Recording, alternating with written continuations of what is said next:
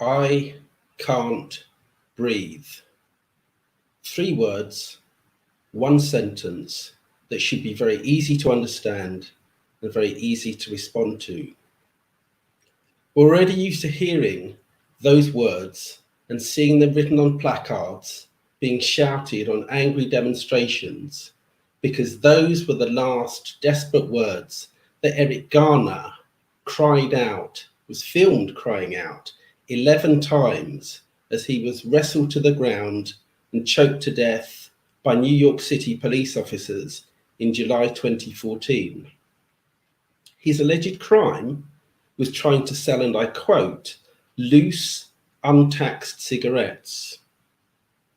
Those exact same words were gasped repeatedly by George Floyd as his windpipe was crushed by a Minneapolis police officer, Derek Chauvin. I don't want to be accused of telling fake news now. So the length of time that happened was 8 minutes and 46 seconds. The crime that he's alleged to have committed was trying to pass off a counterfeit $20 note. George Floyd's death 12 days ago has sparked the huge wave of uprisings that we've seen erupting across the United States, a wave of uprisings that it's being suggested are even greater than those that rocked the United States in the aftermath of the assassination of Dr. Martin Luther King in April 1968. Thank you for tuning in. My name's Brian Richardson, and I'm your host for this Socialist Workers' Party discussion on Black Lives Matter from revolt to revolution. Today, I'm going to be in conversation with a fantastic panel of contributors. From the United States, we have Michael Brown, who's the co-founder of Black Lives Matter in Long Beach, California. Alongside Michael, we have Janet Alder.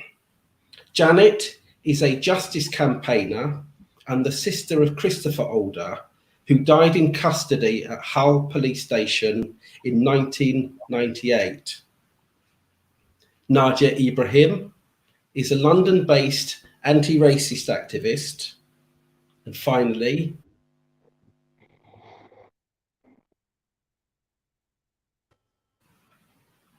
Yuri, again, is a London-based anti-racist activist, a long-time student of American politics, and the author of The Rebel's Guide to Martin Luther King. Now, we already have hundreds of people tuned into this podcast, to this broadcast, I should say, but please do continue to share it on Facebook, YouTube, Twitter, or whichever social media you use, because we want more and more people to tune into this important discussion. We also want to hear your comments, your contributions, and your questions. We want other people to come and join us. Michael, can I turn to you first?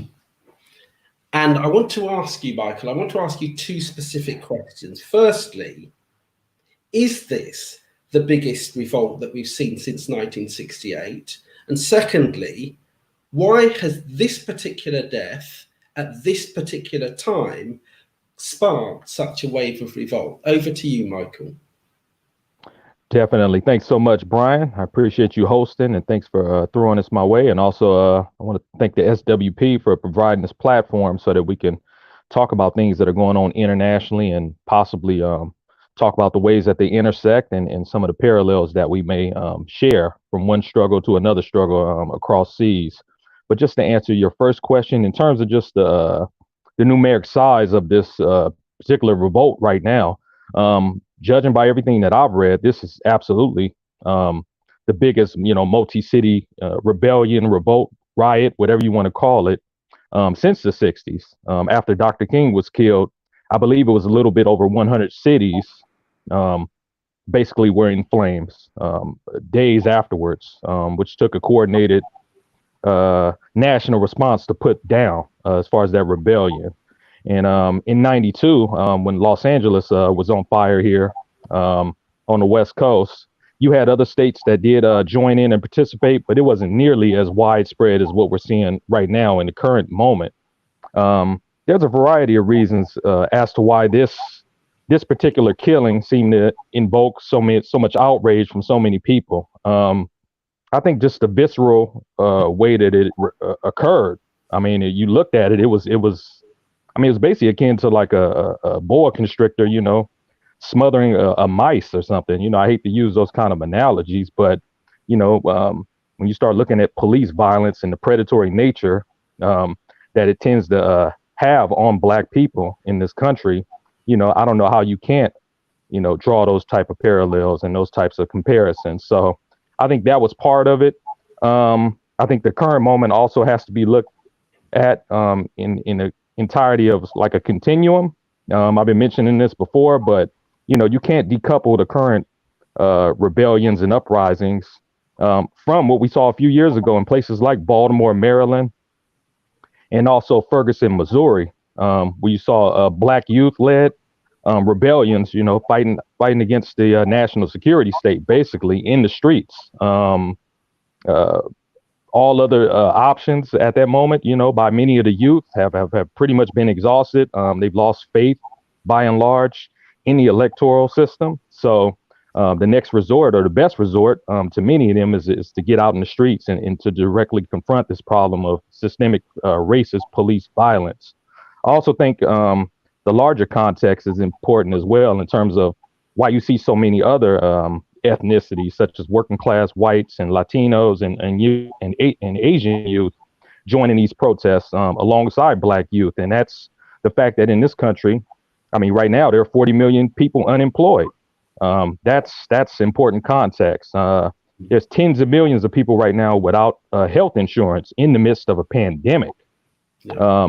And also, if you look at what we have on offer in terms of it being an election year, I mean, we're basically being forced to choose between a kind of a neo-fascist, kind of quasi-neo-fascist in Trump, and a sort of a neoliberal in Joe Biden, whose solution to police terror is, for police to shoot people in the leg. So, yeah, when you have things like that on offer, at that point, writing to your congressman and waiting to vote isn't always the most appealing type of option. So I think that's a reason why we're seeing such widespread revolt. And also just the Black Lives Matter era. It's also shifted the ideological conditions in this country. For many years, we were pretty much constrained by sort of a law and order sort of a era of thinking around policing. So I think a lot of that's been shattered. So that's why you're seeing so many people in the streets. Yeah. Michael, you mentioned Trump, and I just want to pick up on that because, of course, initially, predictably, he began by sending, having been ushered to the safety, of course, of an underground bunker in the White House, the commander-in-chief reacted by sending out a predictably provocative tweet, a tweet that, of course, was so provocative, so inflammatory that Twitter removed it from their platform for breaching their standards or whatever. A tweet in which he said, when the looting starts, the shooting starts. Following that, he then, and it was a leaked phone call, wasn't it, to state governors, in which he said to them, you have to start dominating the situation unless you want to be run over and made to look like jerks. And then finally, of course, on, I think it was Monday, wasn't it, of last week, he had that press conference in which he invoked the 1807 Insurrection Act and said that he was going to put troops on the street. He marched across the lawn of the White House to a church and held up a Bible and declared himself as the law and order president. Why do you think that he responded in that way? And what impact specifically do you think that intervention by Trump has had on the situation?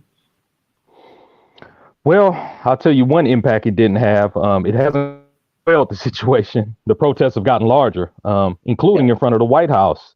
It seems to be the reaction to his kind of rhetoric. The more bellicose, the more robust the protests are becoming. Yeah. Not just in Washington, D.C., but, in some of the big urban centers like here in Los Angeles and also in New York, and even some of the, smaller enclaves. I mean, I'm seeing protests in places like I didn't even know existed. Yeah. Just reading, even locally here in California, I'm reading in small towns where, 30 and 40 people are getting out there and marching and protesting. So, yeah, his rhetoric is definitely not scaring anybody. It's not calming anything down.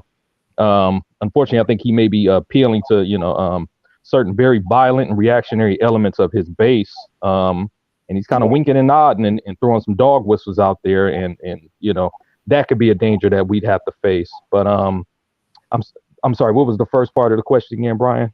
But the first, I think you probably answered it actually. Okay. Why do you think he's responded in that way? And what impact do you think it's had on the situation? Yeah, as far as why he's responded in that way, I mean, that's kind of his thing. Yeah, the tough on crime, law and order. I mean, the looting and shooting. That quote is directly from a segregationist from back in the days in Miami. I believe the Washington Post did a story on that, just talking about that rhetoric. Yeah, like I said, even the law and order thing. I mean, you got to go back to Nixon and Reagan and to a certain extent, Bill Clinton to even get back into that sort of rhetoric. So, and with him designating like Antifa as a terrorist organization, you're getting into some red baiting. So I don't know. He's fighting some wars of years past, from the Cold War that I don't know if many of the young people in the streets, I don't even know if it resonates with them, which is probably why they're ignoring it for good reason. Yeah. I might just bring in Yuri at this stage and ask if he's got anything that he wants to. Yuri, do you want to add to anything that Michael has said? Yeah, Michael's given us a very good description of what's going on in the bizarre world of Trump. But it's really interesting, I think, that there are big splits opening up at the top of society all over the world, but particularly so in America. And the splits you can see in the way. For Trump, there's a logic. Elections in November. He was supposed to run the election on the basis of a shining economy. All of that's turned to dust. The virus, that his handling of the virus has been so dramatically poor that his poll ratings are really far down. So he's hoping to emulate Richard Nixon's 1968 election campaign, which he runs on the issue of race and linking the question of race to law and order. So for him, there's a kind of logic in this ever ramping up the rhetoric and ramping up the violence. This is the only way he sees of being able to galvanize his own voter base. But for the rest of the ruling class, there's a real sense of nervousness about this, because the more he escalates the rhetoric, the more the resistance on the streets seems to be consolidating and being prepared to fight back. And that means that we're raising the temperature across the board. So you see Mark Esper, the Defense Secretary of the United States, earlier in the week was talking about dominating the battle space when policing the riots and protests and so on. By the end of the week, he's saying that he doesn't want troops to come onto the streets because under the Insurrection Act, because that will be inflaming the situation and it's a method of last resort. There are all kinds of really big splits at the top because of the resistance, and yet the resistance is staying pretty firm. So I think this is a really big crisis for them. Yeah, and it's interesting, isn't it, that you mentioned Trump, gambling that he can emulate Nixon. The last time, I think I'm right in saying this, and Michael, you might want to pick up on this as well. The last time the 1807 Insurrection Act was invoked was in 1992 by George Bush Sr. To try and quell the riots that had erupted that summer, when the police officers responsible for the brutal beating of Rodney King, another black man, in 1991, a beating that was filmed, when those police officers were acquitted in 92, that's when the LA riots erupted, and that's when George Bush invoked the Insurrection Act. But of course, he lost the following election, didn't he? I don't know if Michael and then Yuri perhaps want to pick up on that. Yeah, I can speak to that a little bit because I was a child here in LA when that happened, and I remember seeing the troops here, not only the troops but also the California National Guard, on our streets. So I was born and raised in South Central LA, which was the epicenter of the last rebellion. But yeah, I mean, it ended up being. I mean, I think there was a lot of contributing factors to why Bush Senior, wasn't able to continue on after that, after those rebellions. A lot of it due to this kind of tone deafness around the situation.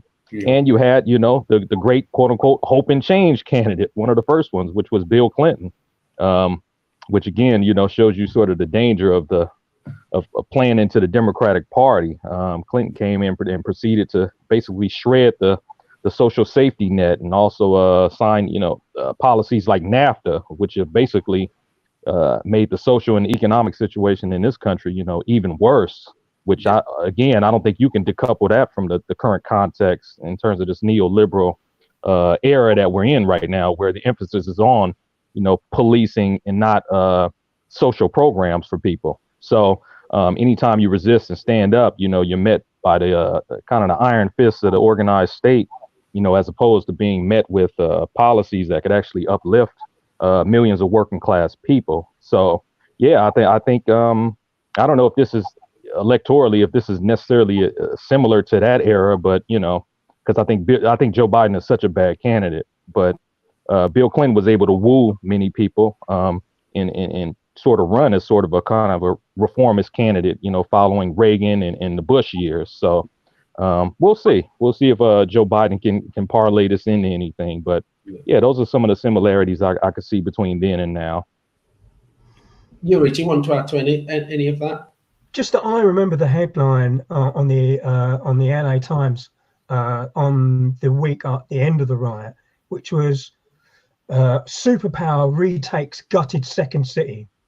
Now, the idea that the second city in America had to be retaken by its own troops was a terrible signal to send out to the rest of the world from the point of view of the ruling class. And I think there are grave dangers in this for them. Troops are much more reflective of American society than the National Guard are.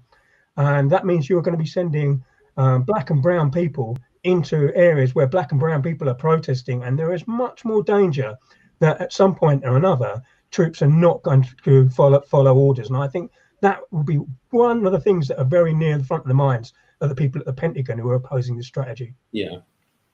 Michael, back to you now. I just want to go back to something that you mentioned a few minutes ago. You mentioned the whole question of Antifa, who, of course, Trump specifically referred to, didn't he, when he made that press statement last Monday. And we've also heard a huge amount about supposed riots, professional anarchists, looting, and so on. What are your thoughts on those particular suggestions? Yeah, it's not a surprise. It's not to be. It wasn't unexpected because I think we saw this a few years ago at the height of the. I don't know if people over internationally were following some of the street battles between, so-called Antifa and also the alt-right in places like Berkeley and Seattle and up in Portland. So that kind of reached a fever pitch, heading into Trump's inauguration and then also afterwards. So you saw these pitched street battles. Usually in the streets and a lot of times on college campuses where, you had these two opposing sides and people like Donald Trump and many of the reactionary right, they seized upon that, this kind of caricature of an Antifa, which isn't even a group. A lot of us know that Antifa is just short for anti-fascist for people who don't know. Yeah. But yeah, they kind of turned it into this cartoon character of a protester who goes out and just breaks things and lights things on fire for no reason and is under the orders of George Soros or something like that. It's crazy conspiracy stuff. So it's not unexpected. What this really is an attack on when he designates Antifa a terrorist organization. This is really an attack on the entirety of the working class that has any sort of progressive ideas, because everybody's going to be painted with that brush, from union activists to even your kind of milquetoast liberal sort of pacifists. They're going to get hit with that same brush. So it's important that we stand up and push back against that. And we all need to be anti-fascist. We are anti-fascist and also be unapologetic about it. Yeah. Nadia, let me bring you in at this point. Nadia, is there anything from what either Michael or Yuri has said that you'd like to add to at this particular point? Well, I suppose, I want to come back to Trump, in the way, and he's really used what's happening right now, because, the reality is, how dare Donald Trump, how dare Trump, his allies and his followers try to take the moral high ground on the question of violence when he is absolutely reveling in the fact that he's going to be able to use more force on young people, protesters, who are out on the streets demanding justice.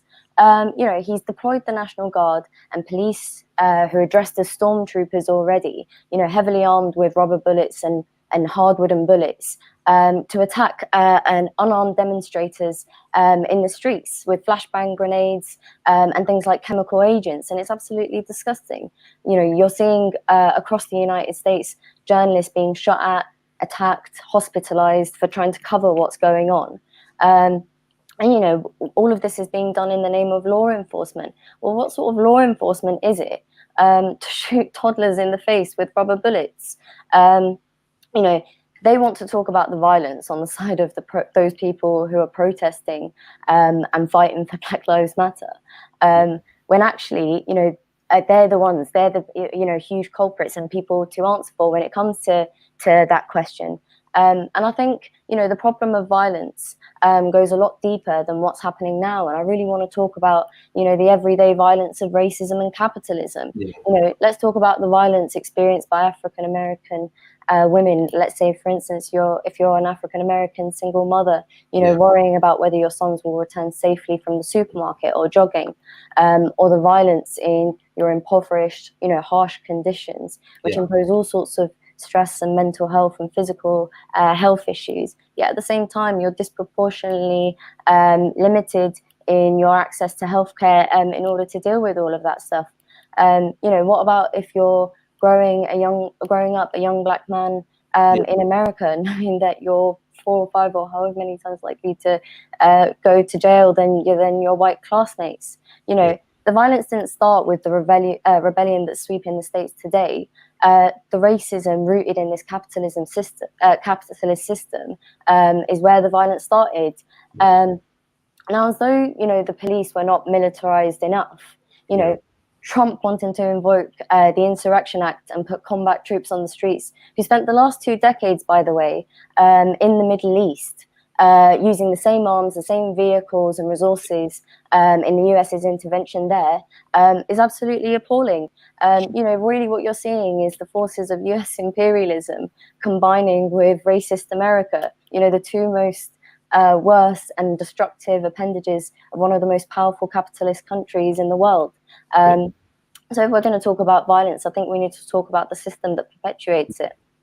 Yeah, when you said that, Nadia, you reminded me of Angela Davis, who you might just be able to see over my shoulder here, because when she was interviewed, I think it was in the late 1960s, and an interviewer put exactly that question to her about, violence by people, the oppressed. And she said exactly that. How dare you look at the violence of the oppressors rather than the violence of the oppressor. Thanks very much for that. Folks, there are now well over, I think, 550 to 600 people who are tuned in, which is fantastic. But we want even more people to tune in and be part of this conversation. So please carry on sharing it on Facebook, YouTube and Twitter. That'd be absolutely fantastic. Michael, let me, before I come back to you, Michael, what I want us to look at now is the response, if you like, of other people beyond the White House, because we know, for example, that other police forces, other police officers have condemned the actions of Chauvin and the other 3 officers involved in the killing of George Floyd. We've seen police officers taking the knee, for example. We've seen major corporations condemning what has happened. I think Nike, for example, put out a YouTube video saying, don't, you know, they usually say just do it, don't they? But they put out a video saying don't do it. Don't pretend that America doesn't have a problem, which was retweeted by its main rival, Adidas. We had Barack Obama. Barack Obama's usually remained pretty silent, hasn't he, since he left the White House back in at the end of 2016, beginning of 2017. But he sent out a message saying that racism must not be considered normal in America in 2020, and called upon Americans to unite to fight against bigotry. Michael, what do you make of all of that, first of all? No, that's a great question, Brian, because I think a lot of people are trying to wrap their head around it when you start looking at certain corporations and entities that have become sudden anti-racist, I guess you could say. But yeah, it's just interesting. I think it represents, you know, like I said, an ideological win for the movement.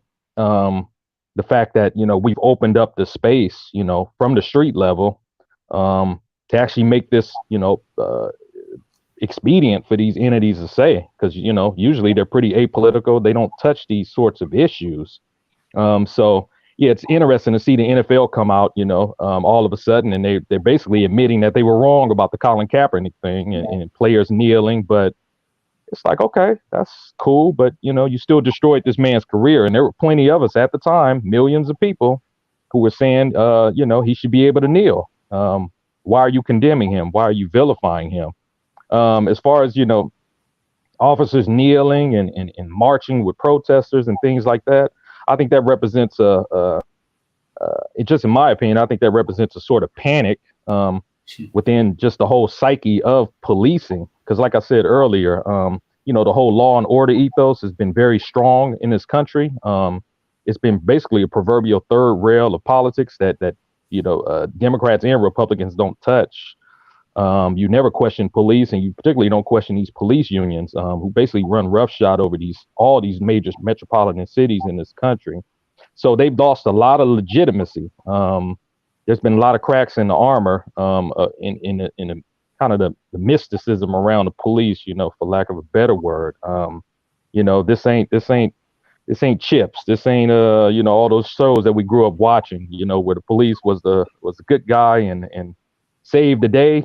These viral videos over the last, you know, few years, you know, starting with, you know, Rodney King's back in '92. It's helped to chip away at that sort of, you know, what we thought was impenetrative armor that they had, as far as having a hold over people. So I think they're panicking. I think that's why you see them kneeling. But at the same time, you know, if you're really following these situations, a lot of those officers who are kneeling and marching with people, they're also macing and flashbanging people later on at the same protest. So it's theater. I think we're going to see a lot of theater, particularly from the members of the Democratic Party, such as in Washington, D.C. I just saw a tweet yesterday by Black Lives Matter D.C., where they basically denounced the painting of curbs in Washington, D.C. with Black Lives Matter by a black politician, a liberal, who's very high on the performative, what I like to call performative woke sort of acts. But, you know, in terms of policy, there's nothing there.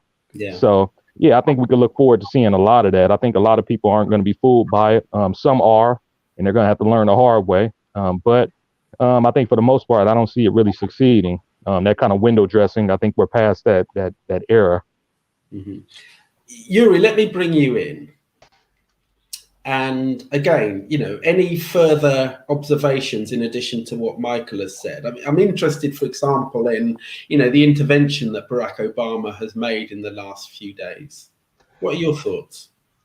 I think this is a major crisis for the Democrat Party. I mean, because I think if you think about the role that the Democrats have played since the civil rights era, they've been the main release valve for pressure when it builds up in the system over questions of race.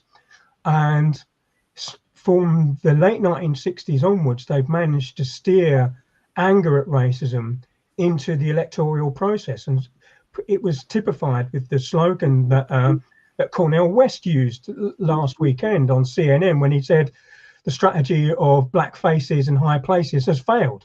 Now we've got to look to a strategy of revolution, he said. And he said this on, CNN is the biggest network in the States, the best known network anyway. And he was given like 10 minutes to expand on this theme. And I think what that shows is there's a huge vacuum politically in America, one in which some of the corporations are actually trying to fill with their statements. But the fact we're hearing almost nothing from the Democrats shows you just how vacuous that line of attack has become. Because we've had all the black faces in the high places. You think back to Ferguson in 2014 that we talked about earlier, when Michael Brown was shot in Ferguson. Who was the president? Barack Obama was the president. We had a black attorney general. We had, in the country, we had dozens of black police chiefs of police, and yet we find completely incapable of stopping the police going on a racist rampage. The fact that the militarized police first really came on the scene to people's notice in 2014. The fact that the president can't stop this means that it's not really about the complexion of the person at the top. The thing that we're dealing with here is a system that's racist. The whole system is racist to its core, and it can't be changed just by changing the color of the people at the top. And that, I think, is an important lesson that lots of people have learnt for themselves in recent weeks. It's interesting, isn't it, Yuri, that it seems almost as if, almost every single, chief police officer is a black man. Indeed, the chief of police in Minneapolis itself is a black man, isn't it? And there's a huge number of black district attorneys, governors, there were some senators, members of Congress, and so on. So clearly, we've had quite not enough, you might argue, but there have been a large number of black faces in some of the highest places, hasn't there? That we can't get any higher, to be fair. I mean, when you've had the presidency, you've reached the top, and that means that the strategy is essentially completed. And if people are finding under the Obama presidency that not only was the gap between the poorest people, black people in society, and the richest whites was continuing to grow under both of Obama's presidencies. But what you also found was that within the black community itself, the disparity of income was growing there too. So you find that rich black Americans were getting richer, whilst poor black Americans were getting poorer under a black president. Now that, to me, doesn't strike me as hope or change or anything else that we were promised in 2008. And then what it reflects, I think, is something that both Martin Luther King and Malcolm X came across in the 1960s. Malcolm X said in the year before he was assassinated, you can't have capitalism without having racism. And Martin Luther King said, you can't separate militarism, racism, and poverty. They're all part of the same system. And so once we recognize that, there are big conclusions to be drawn. It means that we can't reform these things out of the system. We have to fight for something far more fundamental. Thank you. Thanks very much, Yuri. And again, folks, please do carry on inviting your friends to join us on Facebook, YouTube, Twitter, or whatever. We've got over 600 people tuned in now, and a stream of people sending in comments talking about how, for example, the Black Lives Matter movement has rekindled our hope. So thank you to all of you.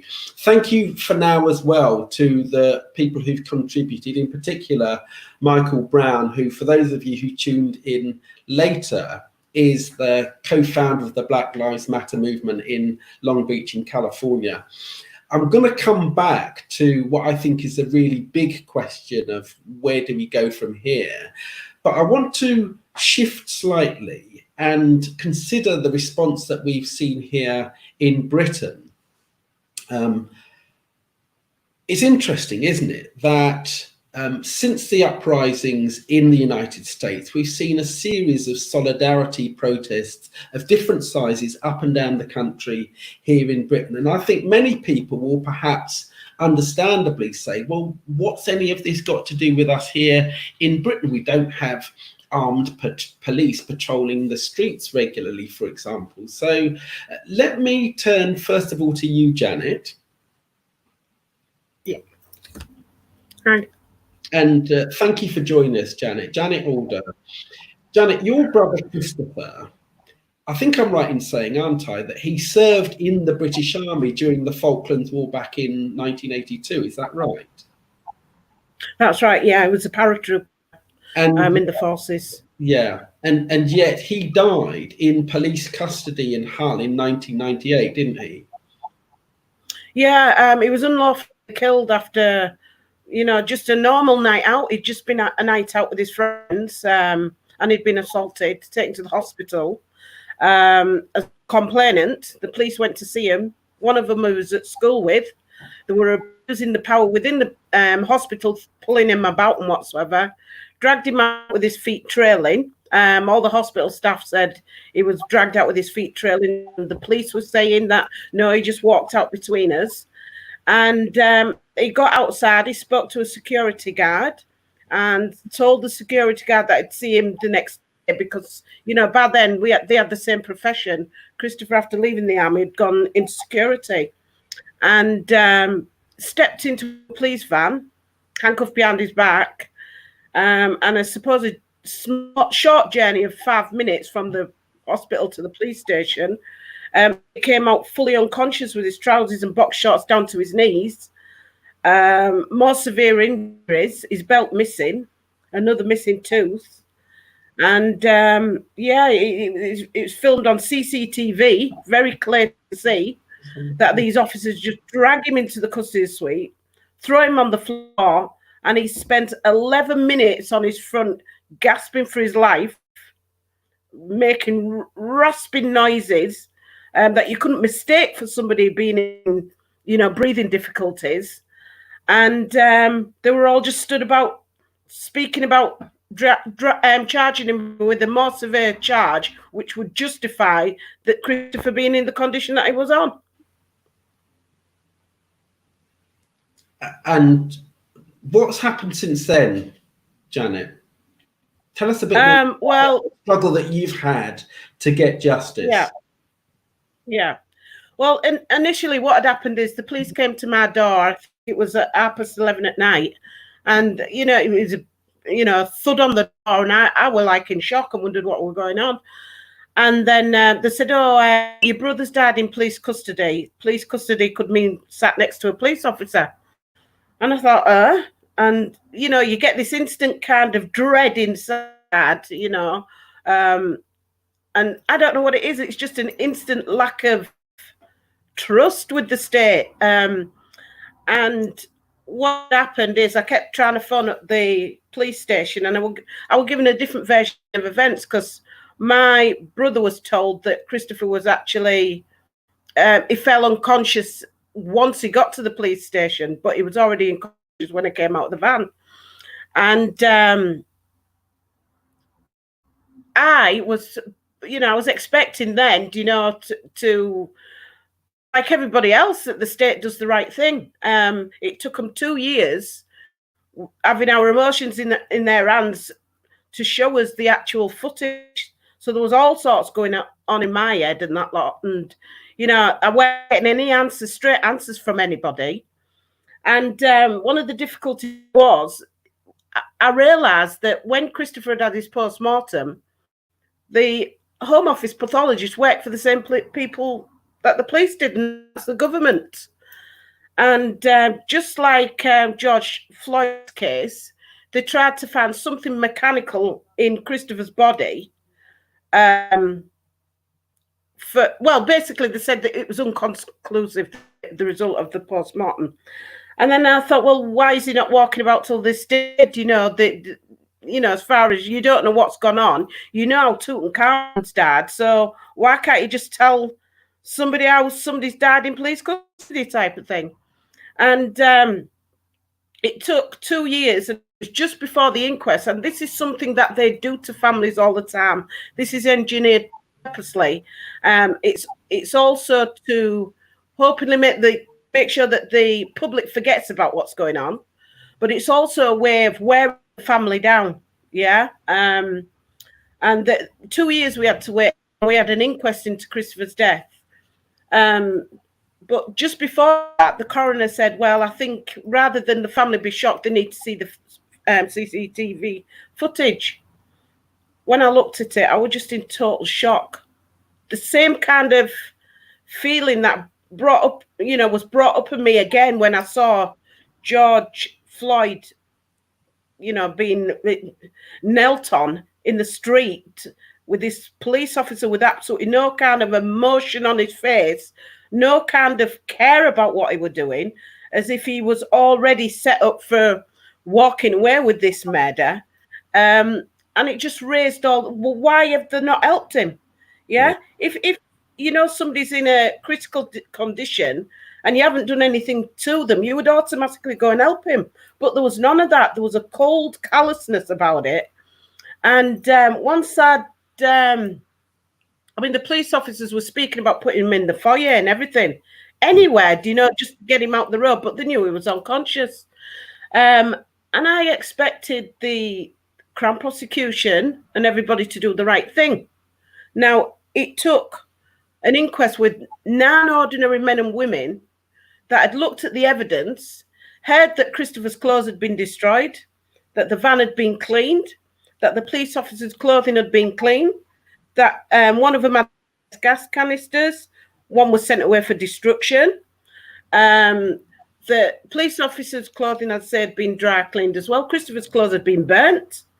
And it was just all these different things that they had listened to. And they came to the conclusion that Christopher had been unlawfully killed. So when you say unlawfully killed, you would think that they would want to hold the people that's unlawfully killed him to account. Yeah.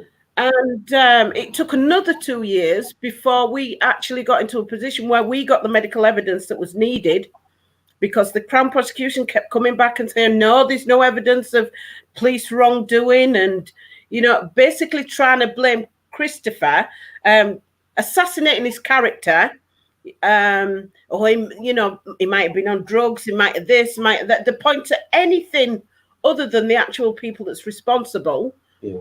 And it's such a painful process to go through. It is really, really, that is added on to the actual inhumane death.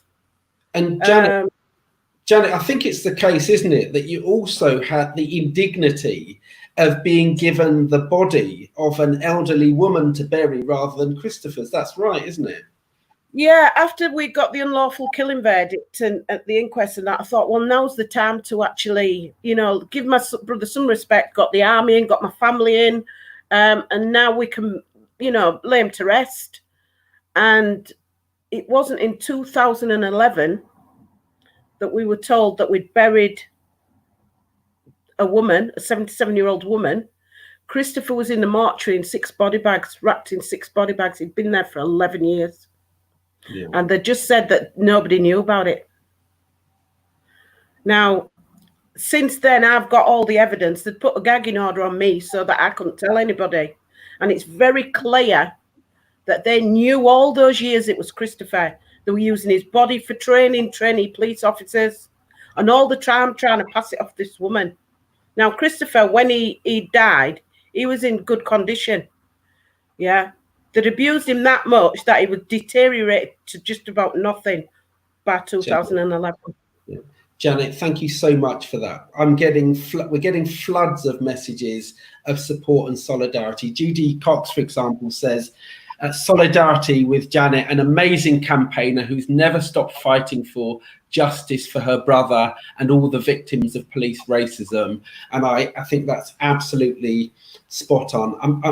And it's the case, isn't it, that we've seen over 3,000 people dying at the hands of the state and the police since David Oluwale was chased to his death in Leeds in 1969.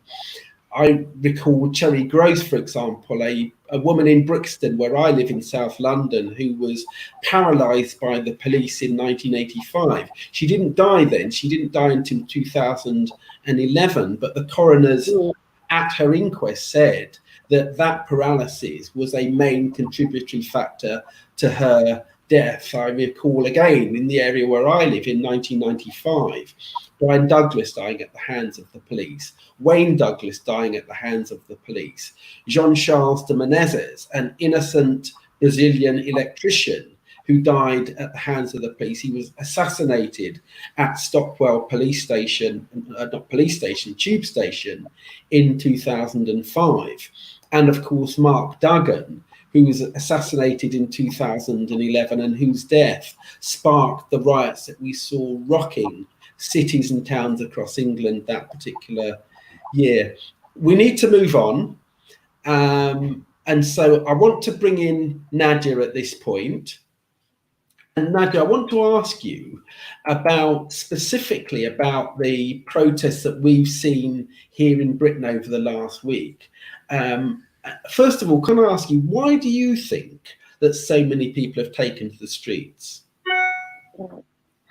Well, I think the thing I've got to really start with is the fact that, you know, these protests are like nothing I've ever seen or been on before. You know, for instance, you know, for starters, it's a lot bigger, it's a lot blacker, and it's a lot more working class than any movement or demonstration that I've been a part of.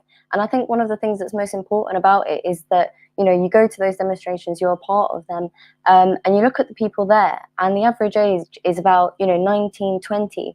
And this is so important because these are exactly the people, those, you know, young, often black and minority ethnic people who are part of those marches are precisely the people who are the least heard in our society. Especially when it comes to young black people in this country, often talked about, never really talked to. And so I think this development is a really important one at the moment. And yes, these protests are about George Floyd, but it's also about a lot more than that. To a lot of people on those demonstrations, you know, especially if you're a young black person, you know, grappling with the sort of society we live in here, you know, you think about the fact that you're constantly being told that you're shit, that the music you like isn't good enough, or the way that you look isn't acceptable, or you think about the constant media references that paint you as aggressive or violent.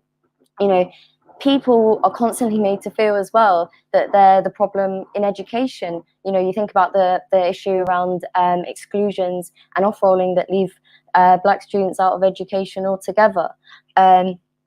And I think something recently that, you know, the current crisis has really added to that experience is the misery in knowing that in this pandemic, you are 4 times as likely to contract and be killed by COVID-19 than somebody who is white. So I think all of these things are coming together, and young people are expressing a rage at the fact that not only has society failed to change their conditions, but in the first place, society barely recognizes their conditions, and that's something that is starting to shift now. And when we're talking about the conditions people are experiencing, I think again we've got to recognize that these are the same conditions, you know, the poverty, the hardship that imposes so much stress and mental health issues within the black community. So all of these things, I think, have created a deep sense of anger that has developed over a long period of time, that has brought young people out onto the streets. And the murder of George Floyd is really something that has unleashed all of that and all of that anger onto the streets of the capital. The other thing I want to say about the demonstrations is that, you know, for instance, a lot of these people who are on the marches, and I've been on one on Sunday, Wednesday, and perhaps you can tell one today. But, you know, a lot of these people are from places like Southeast London, where I grew up.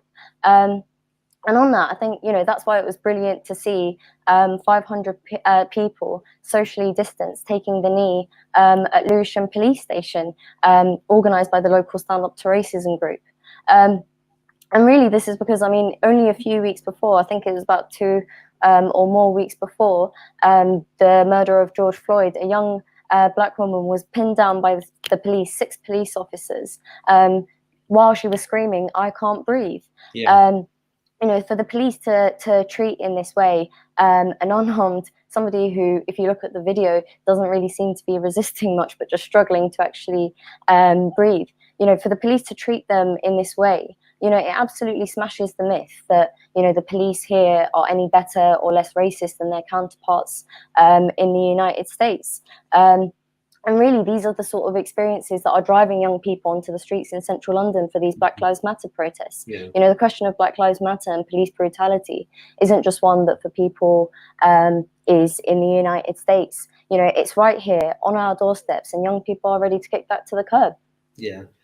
Nadia, I want to ask you, what sort of arguments are you and your friends having whilst you're both on the protests and just generally when we're here during lockdown? What sort of arguments are you having? Well, I think the main thing that comes up that I'd like to talk about is really around the question of privilege. Do white people have privilege? Where do they belong in our movement? You can see that a lot when you're talking to people. You can even see it in the signs people bring. There's a lot of homemade signs that come onto these marches. And you can see, the question of privilege coming out there with signs like white silence is violence and what have you. And it's quite obvious that, privilege really dominates the way people understand not just racism, but inequality and oppression. That really cannot be denied. But at the same time, these demonstrations reflect people's lives. People come onto these demonstrations in groups with their friends and family. And these groups tend to be not just black, white, and everything in between. And they're integrated and marching together. Sorry, just got distracted by the thunder. They're integrated and marching together. And I think on these demonstrations, people are sharing a huge sense of strength and unity. And I think in the process of that, whether consciously or not, the young white people who are part of these demonstrations, for instance, are actually seen as being joining and marching with everybody else, are actually seen as being part of the solution in all of this. And so whatever the ideas of people coming onto the marches, I think what you're seeing is young people actually putting into action black and white unite and fight. Yeah, thanks very much for that, Nadia. Okay, I'm going to ask everyone now one, I suppose, last big question, which is, where do we go from here? First of all, Janet, have you got any final thoughts for our viewers? Most definitely, we fight on, because I've got a list here, like as long as my arm, basically, of all the people that have, died. And that's just a few. Yeah, and there's been absolutely no accountability whatsoever. This can happen to any single one of us.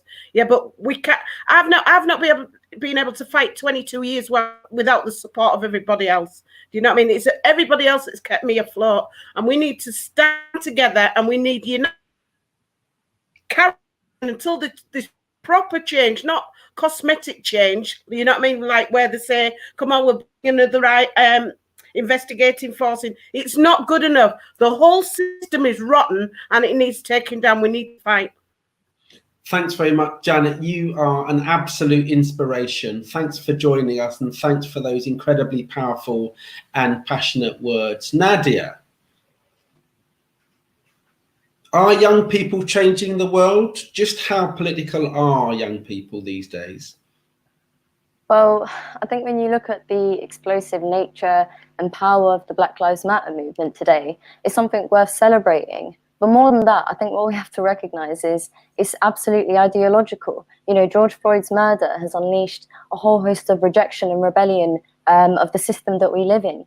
And on those Black Lives Matter marches, it's not just a question of state violence or police brutality that's at the fore. The movement has thrown up a whole host of questions and issues that for young people are actually really breaking their faith in the system and things being able to go on as they are. And to be honest, we saw this in a similar way when it came to the climate movement before lockdown earlier this year. School students taking to the streets demanding system change, not climate change, and putting the issue of climate change back on the mainstream agenda. I think there's something to be said of the way young people have actually been radicalized in the last year. Despite always being told that they lack aspiration or that they don't care or they don't have something to say about the world.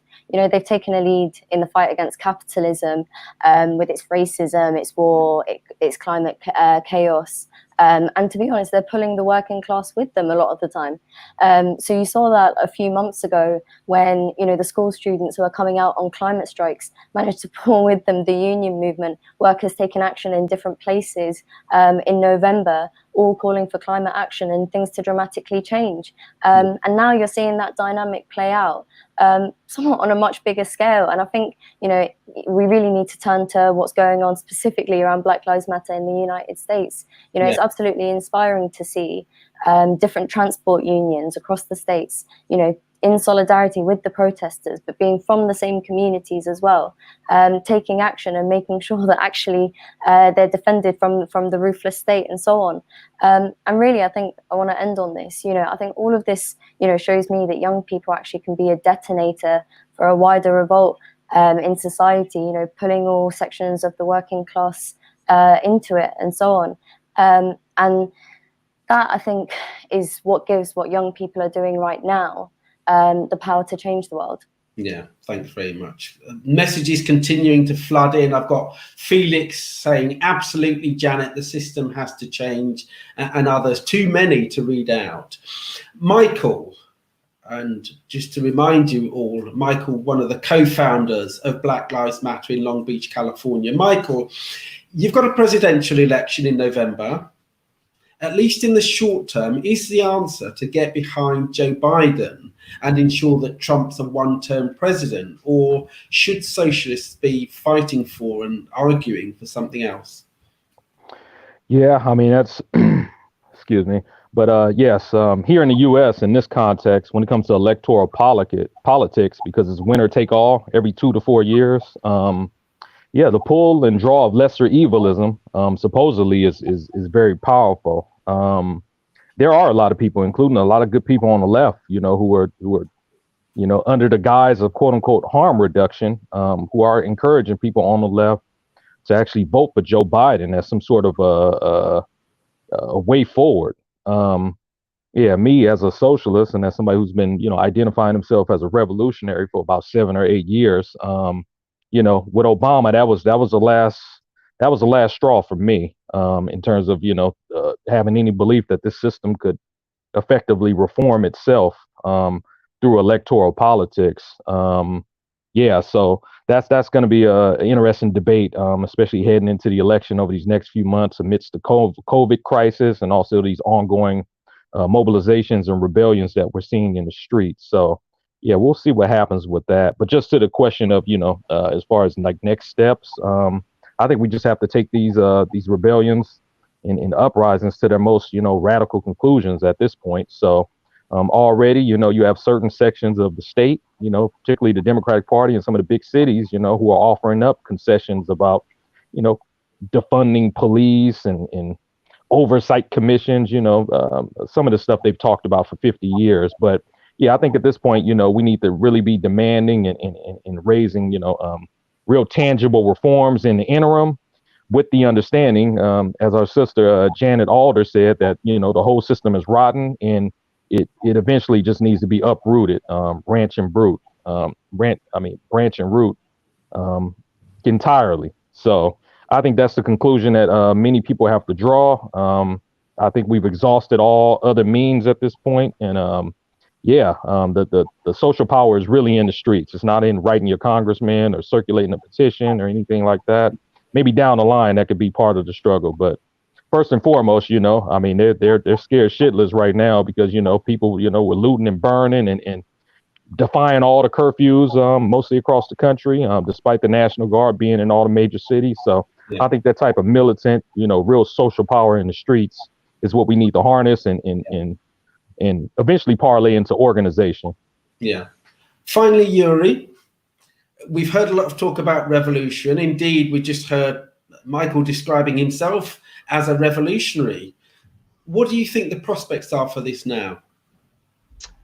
I think this is an incredibly important moment. If we think about America, 111,000 people have died from the virus. If you think that 1 in 2,000 Black people in America has died from the virus, there's a huge crisis gripping the country at the same time that we have mass unemployment and a recession looking likely ahead, at the same time that we have the prospects of climate change and the destruction that will bring, and we have the threat of further diseases down the line, because this epidemic that we're facing now is a product of capitalism, and there'll be more to come. So we're living in a really dangerous time, and a time of crisis, and a time when the ruling class are very much split about how to proceed. And at the same time, for millions of working class people, I think where people are looking at each other and saying, we can't go on like this. People cannot be expected to live under these circumstances. And that's why I think the demand for fundamental change has gained so much traction. And lots of people are talking about revolution. It's true. But what people mean by the phrase revolution is somewhat diffuse and less clear. Now, I think our job as revolutionaries is to try and turn that phrase revolution, that we need a revolution, into something a bit more concrete. If we look at the experience, people who are looking at the experience of the world recently have opened their eyes to the way the world works. So for a long time, people have accepted the idea that the world is run by clever people who are professionals and they know what they're doing. Very few people look at the world now and think that's the case. At the same time, we were always told that the people at the bottom of society had no skills required for running a country. We were told that, you know, that this is best left to the experts. And yet now what we're seeing is that people are understanding that sometimes it's the people at the bottom of society who are making sure everything functions. You know, when it comes to the question of, you know, who's delivering your healthcare, who's delivering your services, who's making sure there's food on the shelves, who's making sure things are being distributed, that's working class people. And so what I think we're fighting for in this question of revolution is the idea that workers not only are the best and biggest force to inflict damage on capitalism, but they're the best and biggest force to try and restructure the world in a way that's democratic and fair, and one that can look at the resources of the planet and act accordingly. So that, to me, is one of the key things that we have to do. We have to say the people at the bottom of society can take charge on one condition.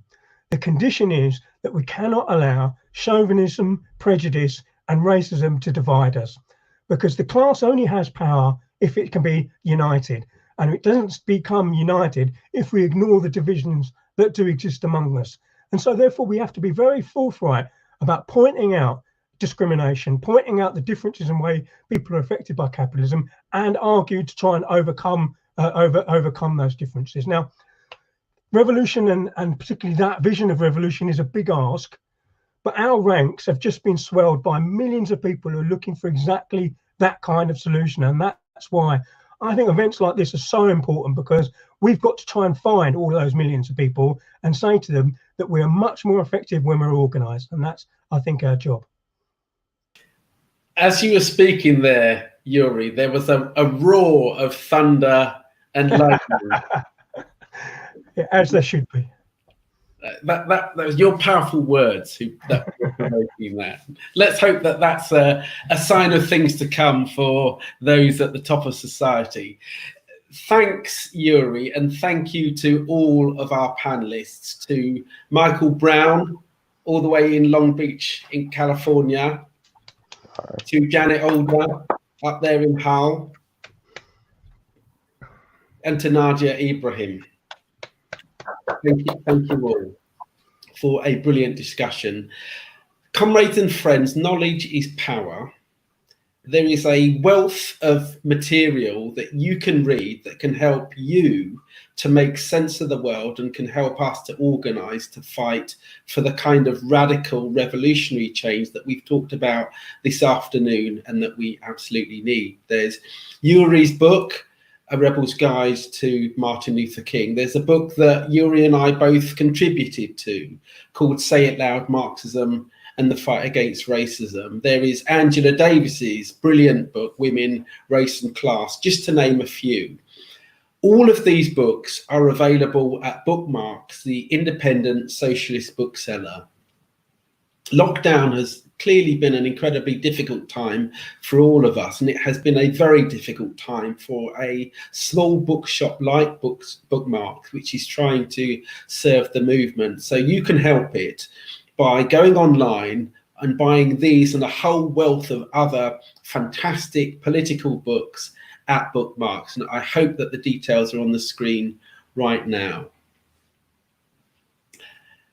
I hope you can join us as well for next week's Socialist Workers' Party online meeting. Next Saturday, we're going to be hosting a meeting on COVID-19 and the global struggle between life and profits, again with a fantastic panel. It includes Baba Aya, the editor of Socialist Worker in Nigeria, Christine Buchholz, who is a Die Linke MP in Germany and a supporter of Marx 21, and Joseph Chinara, who is from the Socialist Workers' Party here in Britain and is the editor of International Socialism Journal. So details are there on your screen right now. And finally, comrades and friends, I want to just end with a couple of things for you to consider.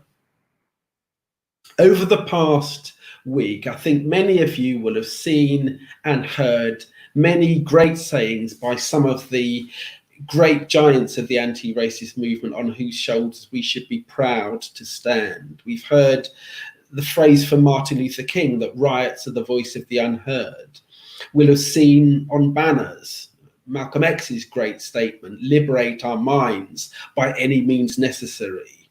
Angela Davis, over my shoulder here, Angela Davis saying that freedom is a constant struggle, and Frederick Douglass that power concedes nothing without a demand. I want to finish with the words of the final Facebook message of a lesser known figure, and that figure is Heather Heyer. Heather Heyer was the young woman who was murdered at Charlottesville in 2017 by the kind of fascists who have been emboldened by Donald Trump, both then and in the wake of the divisive and inflammatory words that he has said, the intervention that he's made in the days since George Floyd's death. Heather Heyer's final post was this: if you're not outraged, you're not paying attention. Every one of you who's tuned into this broadcast is clearly paying attention. So thank you for tuning in, and thank you for being interested in this talk. But of course, we're not just interested in talking the talk. We want to walk the walk and build the kind of fighting organization that can help to radically transform this world. The very best tribute that we can pay to those that we have lost, to Martin, to Malcolm, to George Floyd, to Breonna Taylor, to all of the people who've died at the hands of the police, whether it's in the United States, Britain, or elsewhere around the world. And the very best tribute that we can pay to our sisters and brothers who have died in the fight against COVID-19 is to unite, organize, and fight for a better world. The Socialist Workers' Party is trying to build an organisation that can contribute to that struggle. And that's why I invite you, if you've listened to this broadcast, if you've liked what you've heard, but you're not yet a member, to come and join us. Details of how you can do that are on the screen now. Thank you for tuning in. Stay safe, stay strong.